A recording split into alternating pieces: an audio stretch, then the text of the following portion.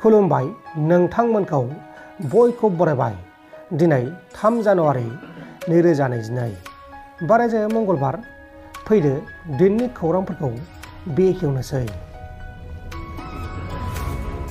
शिबसागर जिल्लानि सिङाव थानाय सादार पुलिस बारियाव खामानि मावग्रा आसाम पुलिस बिफाननि एसआइ रुपज्योति दलेया पुलिस बादानि सिङावनो सासे आइजोखौ देहायारि गाग्लोब नाजानायनि जाहोनाव थांनाय 3 डिसेम्बर खालारखालि एरेस्ट खालामजादोंमोन। उनाव एसआइखौ बिजिरसालियाव लांनानै बेल खालामफिननाय जादों। एसआइआ बेलखौ मोनदोंब्लाबो बेनि केसआ सोलिगासिनो दङ।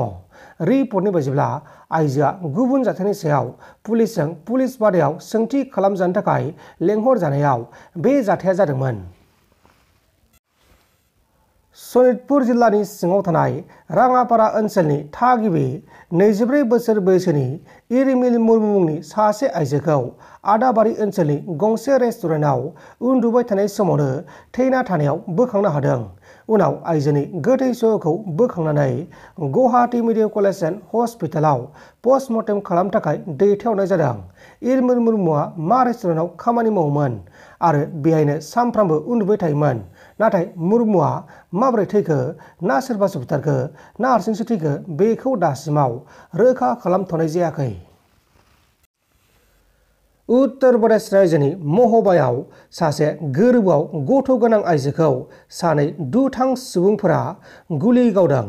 सानै दुथां सुबुङा गुबुन रोखोमनि मासे हाग्रानि मैखौ शिकार खालामनो थाखाय गुलि गावनायाव गुलिया आइजोनि उदैयावसो नांदों आरो आइजोनि उदैनि गथ'आ बे समाव गाज्रि थासारियाव फाहामसालियाव फाहामथाय लाजागासिनो दङ। जेब्ला आइजो आरो बे आइजोनि फिसाय भुपेन्द्र सिंह राजपुतआ गावसानि फोथार बारियाव खामानि मावगासिनो दंमोन अब्लानो बे जाथाया जादोंमोन। उनाव गुलि गावग्रा दुथांफोरा जाथायखौ खालामखांनानै जाथायसालिनिफ्राय खारखोमालांदों।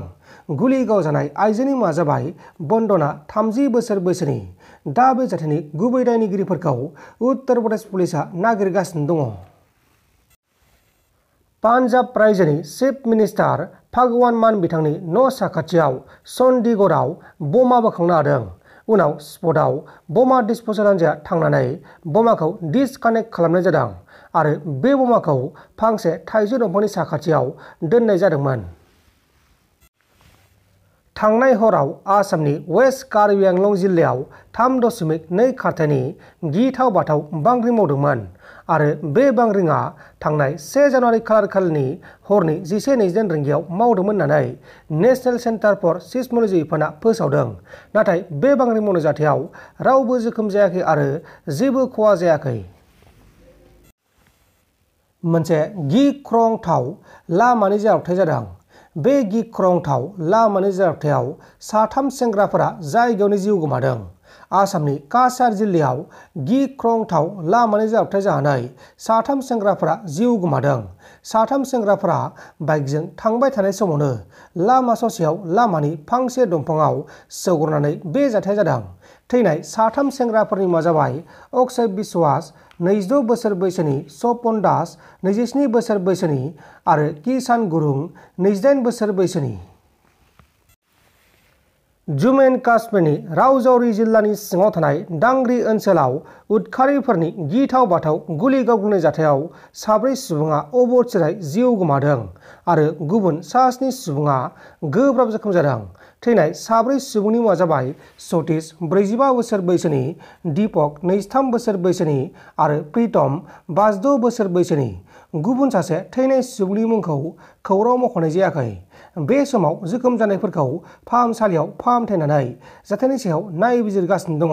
आरोबाव गुबुन मोनसे जाथाया जम्मु एन्ड काश्मीरनि डांगरीयावनो बमा ब्लास्ट जानानै सासे गथ'आ जिउ गोमादों आरो गुबुन 5 सुबुङा जोखोम जादों आरो बे जाथायखौबो उदखारिफोरानो खालामनाय जादोंमोन। नाथाय उदखारिफोरा डांगरी गामियाव बे जाथायखौ मानो खालामखो आरो डांगरी गामिखौ मानि जाहोनाव टार्गेट खालामखो बेखौ दासिमाव रोखा खालामथ'नाय जायाखै। झारखन्ड रायजोनि गिरिडीह जिल्लानि सिङाव थानाय सादिगावार गामियाव मोसौ खावनो नाजानाय सासे सिखावखौ गामिनि मानसिफोरा हमनानै बुनानै बुथारदों। बुथारजानाय मोसौ सिखावनि मुङा जाबाय बिन'द चौधुरी आरो बिनोद चौधुरीया मोसौ खानायनि अनगायैबो गोबां क्रिमिनेल केसफोर जेरै सोरखौबा लुथिनाय, सोरखौबा हुमखि होनाय, मानसि लांखारनाय, मानसि बुनाय केसफोरावबो लोब्बा दंमोन होननानै मिथिनो मोननाय जादों। नोंथांमोन दासिमनि माखासे खौरांफोरा बेखिनिनोमोन। बेखिनिसिम नायनायनि थाखाय नोंथांमोननिसिम रोजा रोजा साबायखर। गोजोन्थों। एसेनोसै। जै बर' हारिनि।